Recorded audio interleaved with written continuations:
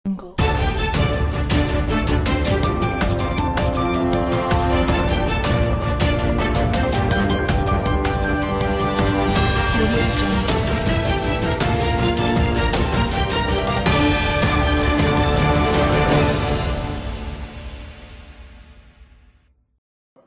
రోజున చంద్రబాబు చెప్పేటువంటి ఏదైతే ఆ బ్రాండెడ్ వాళ్లకు చంద్రబాబు సమయంలో అడ్వాన్స్ పేమెంట్లు ఇచ్చేటువంటి సంస్కృతి ఉండింది.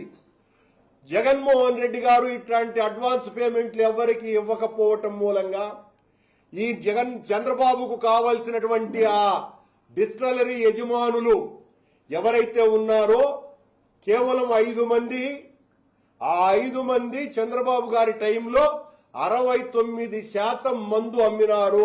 ఆ 4-5 ఏళ్ల కాలంలో 14-19 మధ్యన వాళ్లు ఈ అడ్వాన్స్ పేమెంట్లు ఇవ్వకపోవటం మూలంగా జగన్మోహన్ రెడ్డి గారు మందు యొక్క ధర పెంచినటువంటి కారణంగా వాళ్లు ఇండెంట్ల కోసమని వేయటం మానేసినారు. అలా జరిగిందే తప్ప చంద్రబాబు నాయుడు గారు అనుమతులు ఇచ్చినటువంటి ఆ 14 డిస్టిలరీసే జగన్మోహన్ రెడ్డి గారి హయాంలో కూడా మందులు సరఫరా చేసింది అన్నటువంటి వాస్తవం పచ్చి నిజం. దీన్నంతా కూడా పూర్తిగా పక్కకు మళ్లించేసి జగన్మోహన్ రెడ్డి హయాంలో పూర్తిగా అక్రమము, అన్యాయము, దోపిడీ జరిగినట్టుగా ప్రకటించుకొని ఆ రోజున క్యూఆర్ కోడ్ ద్వారా ప్రతి బాటిల్ మీద క్యూఆర్ కోడ్ వెరిఫికేషన్ చేసి ప్రభుత్వ దుకాణాలలోకి మందు వెళ్ళింది. చంద్రబాబు గారు హయాంలో వెళ్ళలా.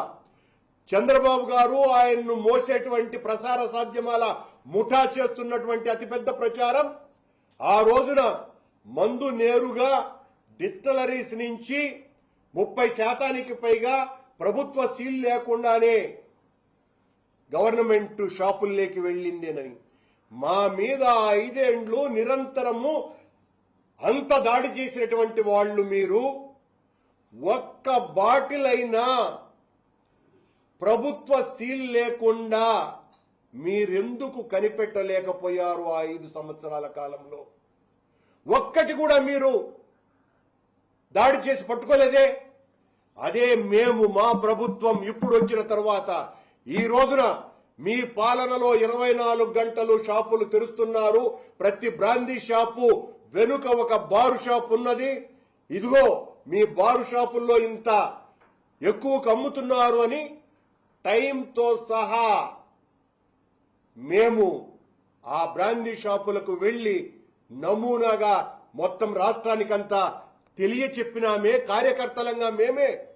మీరెందుకు చేయలేకపోయినారు అంటే అది పచ్చి అబద్ధం కనుక ఒక్క బాటిల్ కూడా క్యూఆర్ కోడ్ వెరిఫికేషన్ లేకుండా ప్రభుత్వ దుకాణానికి రాలేదు అన్నది పచ్చి నిజం కనుక మేము ఏం ప్రచారం చేసినా సాగుతుంది. మా విష ప్రచారానికి అడ్డే లేదు కాబట్టి చంద్రబాబు నాయుడు గారు ఆయన్ను మోసేటువంటి పత్రికలు, ప్రసార మాధ్యమాలు జగన్మోహన్ రెడ్డి గారి మీద ఈ విష ప్రచారాన్ని దండుకున్నాయి అని తెలుస్తున్నాం.